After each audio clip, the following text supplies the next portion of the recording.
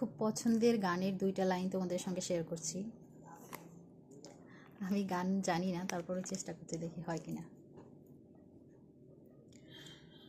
আমার দুটি চোখ পাথর তো নয়, তবু কেন ক্ষয়ে ক্ষয়ে যায়। কখনো নদীর মতো তোমার পথের পানে বয়ে বয়ে যায়, বয়ে বয়ে যায়। আমার দুটি চোখ পাথর তো নয়, তবু কেন ক্ষয়ে ক্ষয়ে যায়। কখনো